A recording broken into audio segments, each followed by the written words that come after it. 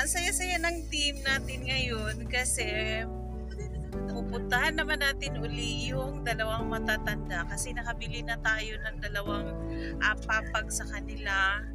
At ngayon na matuloy na talaga ang cutting of ribbon. Kasama ko pinsan ko nagda-drive kasi meron din kaming bibisitahin na bibigyan niya ng tulong. Ngayon naman, tingnan natin doon ang bahay nila nanay at tatay. Kasi nung nakaraang Biyernes ng hapon, yun palang pagtrabaho sa pag-flooring ng kanilang yun floor. Kaya ngayon ulit tayo nakabalik, linggo ng tanghali, alas 11:30 ng tanghali. Kaya nagkaroon na naman tayo uli ng oras para mabisita. Mabuti naman at nakabisita din itong maganda kong pinsan. Siyang nagda-drive kasi ang init-init.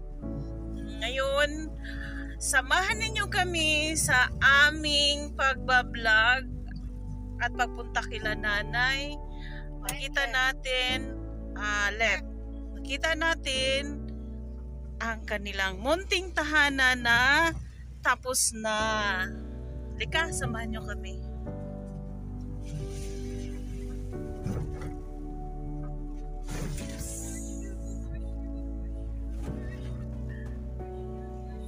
Team natin ngayon, linggo. Ito yung mga kasamahan natin sa pagpunta kila nanay at tatay.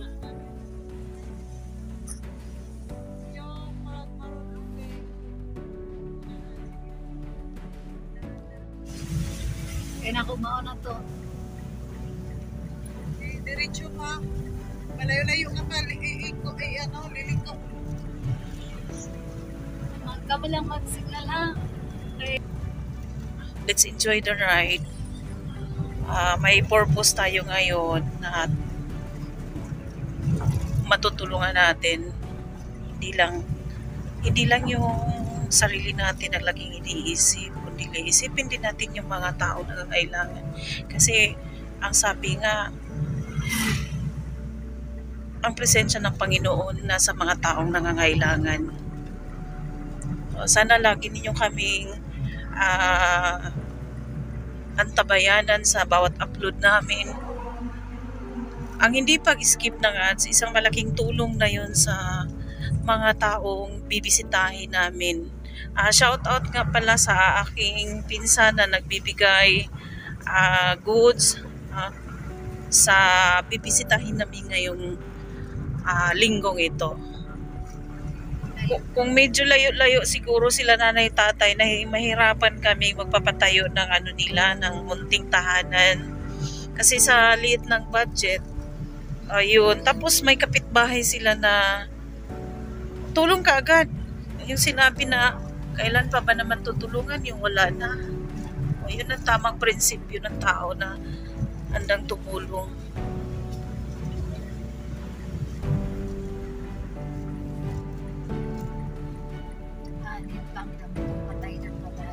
Opo, anin pang damo. Tama talaga yun.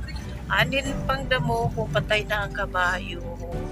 Galing kasi siya nagsimba eh. Pagkatapos niya magsimba, yun, charity works naman. Charity vlogs tayo ngayon kasi linggo ng tanghali. Kailangan ang oras natin ay gawing mahalaga.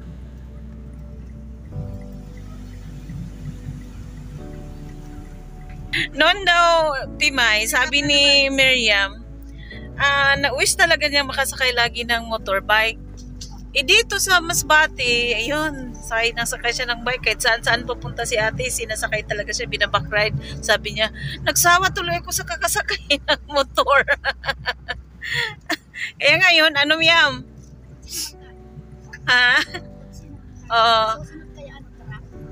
How did you feel na sumakay ka ng kotse? Hindi mainit. Hindi mainit, okay lang. Ang saya-saya, nag-explore kami sa linggong ito. Nag-explore kami sa linggong ito sa isang napakahalagang bagay. May pupuntahan tayo na yung kaila nanay at tatay. Di ba Pimay taga din imong kuan? Right, taga din imong Pandayan. Barangay Giyom to, Barangay Giyom yan. Nasa Agra pa diya Smith Milago, nakalargo. Malargo siya nga ra. Nalagi kay ka ng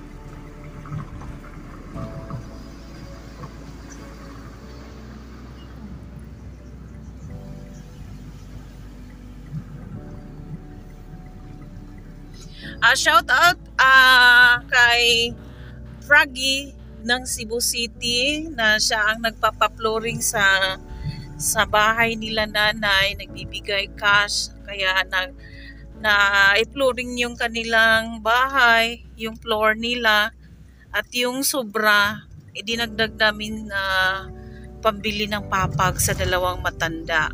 Shout out din kay LD na nagbibigay cash 1,000 yung nabili naming papag, mahigit 1,000. 1,400 ang dalawa. Kaya yung excess na binigay ni Froggy from Cebu, dinagdag na namin. Kaya kompleto talaga. Walang hanggang pasasalamat po sa inyo. Kung hindi sa inyo, hindi mabuo yung munting tahanan nila nanay. Sa nakaraang mga vlog ko, na-mention ko naman yung mga sponsor natin. Ngayon naman, meron na naman tayong panibagong sponsor. Itong maganda kong katabi na nagda-drive. Ayun yung pangalanan siya, pero siya ay si Mrs. MNC. Ayan. Hindi anonimo, siya ay si Mrs. MNC. Salamat sa iyo, shout out sa iyo. Kaya ito tayo ngayon, may matutulungan na naman tayo. Hindi man yung mga matatanda ang gaganti, pero ang Panginoon, alam ng Panginoon na taos-pusong pasasalamat at taos-pusong tulong sa mga matatanda.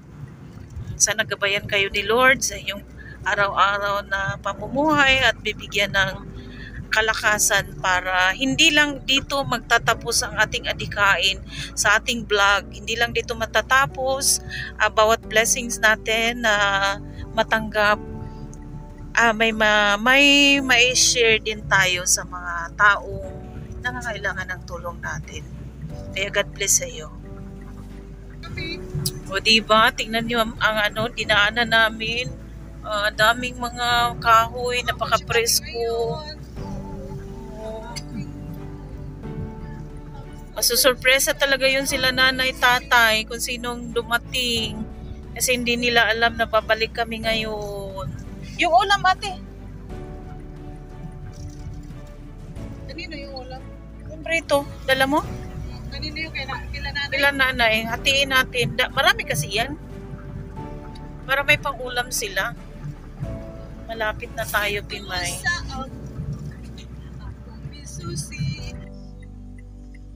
Ito na tayo.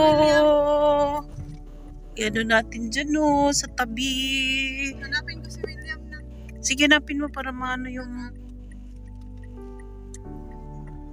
Pwede makipark.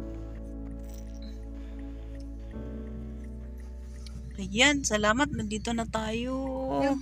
Pwede na tayo dito, Pimay. Hello mga kabers, nandito na tayo kila nanay at tatay. Hindi nila alam na nandito tayo ngayon kasi inuna muna natin yung driver ng habal-habal na siya kukuha ng lantay o ng papag. Kaya samahan nyo kami, pupunta na kami doon.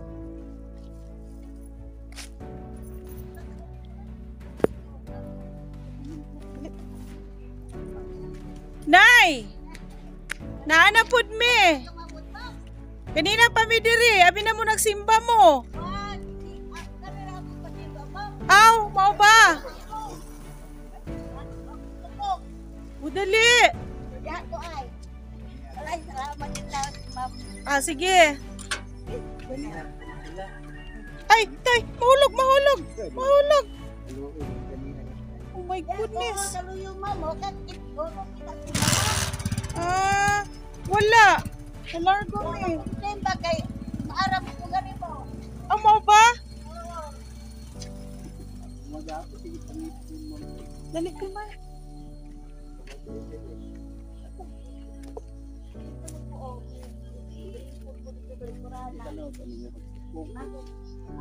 Dali ko ma. Oh my goodness. Oh yan. Tingnan nyo. May ano na. Malinis na yung ano nila. May makikita na kaagad yung kanilang munting bahay. May simba si tatay.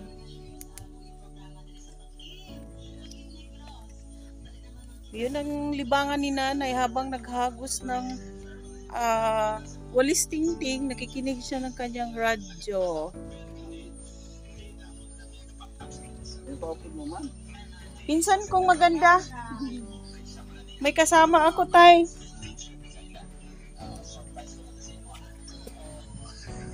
O, ito yung gawain ni nanay. Nag-ano ng walis tingting. May no. Ayan. At least, malinis na. Malinis na siya. Dahil naka-flooring na. Nay, mag-cutting of ribbon tayo ngayon. Pagdating ng 2 lantay. Ako naman ko nang wala akong paka-flooring ko no. Bakit daw? Naman. Ay, wrap. Sinadya talaga ito, Nay, na wrap siya para sa inyong safety. Dili mo ma-slide. Kasi pag nabasa siya, baka si tatay maano kayo. Mabuti ikaw kasi nakakita. Si tatay hindi. Kung ako ang mga butangan air tubig antes o pa na sidikan mo rin. Mone ang paanan di may kailangan siya pantay sa flooring kaya pag silikani automatic siya magawas ang hugaw. Samantalang kani siya kay aron pantay ang pagsilhig sa hugaw. Kailangan talaga may walis tapos may dustpan na lang. Kaya reklamo si tatay di may kay mapandol man siya ani. Oo nga, di pa naman makakita. Tapos medyo may kalayuan makanan.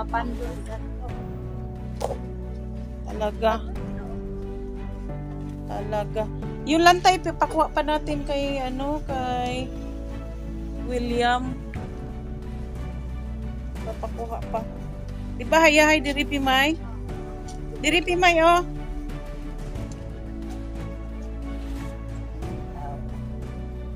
may nabinta ka namang 100 na na walis tingting. Tig 20 yung binta namin para maano kaagad, mahalin. Para mabinta kaagad, bigyan kita ngayon.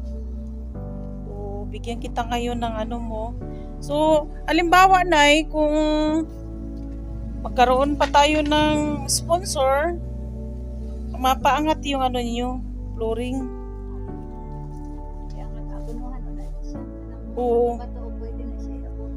Dapat taas gid siya, taas substandard na kaayo. Katuntunga ko na may Pang finishing yun.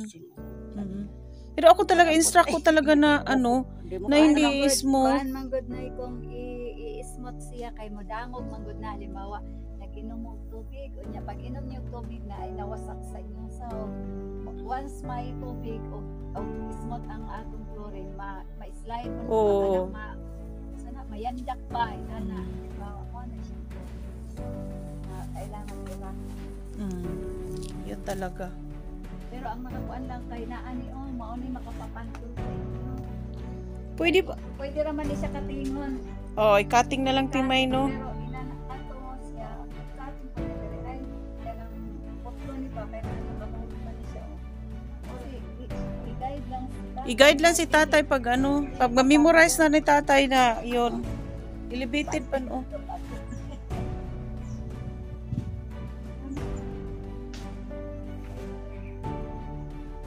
Yam, bigay mo yung ulam natin, Yam, kay Nanay Yam. Hindi, hati yan natin sa isang matanda pa. Napupunta natin. May prito kaming dala sa iyo. Pinaluto pa talaga namin kasi para hindi na kayo magluluto. Hindi. Iba ko na ilagayan. Ay, lagayan? Lagayan po. plato.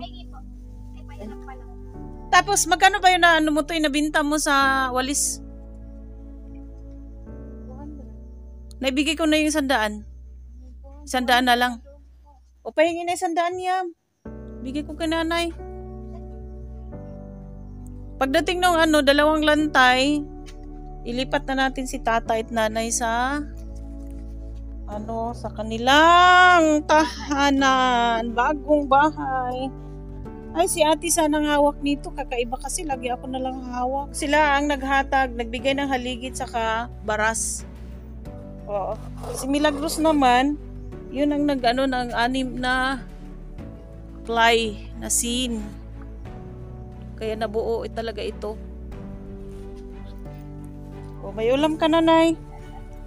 Niluto talaga namin yan para makakain kayo kaagad.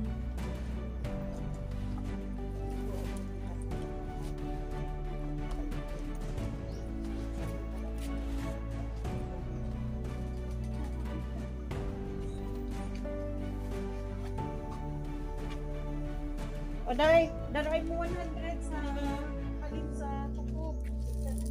Ay, hindi. Pwede yan. Hindi pwede yan. Talaga pwede yan. O, para may pagkain na kayo, may ulam na, may konting pera. Diba? Hindi na masakit ang ulo sa kakaisip. Kasi, oo. Kung ano na naman kasunod, kung may bahay na kayo, may pagkain na. Mas, ato na po ulit sa kasi may napangausap. Hindi ako magpuan. Ha? Nag-ipon lagi sa ang katri ba? O kakita na? Kana 14 ba? Kanang talagang buwang man na. Tapos, bulag pa. Kanang di pagkit sa klaro. Biya pa na sa igsoon. Ano karang kay karang ulingan na abot balik kahoy ba yan nagpapataw sa dito ay ito na niya lang sa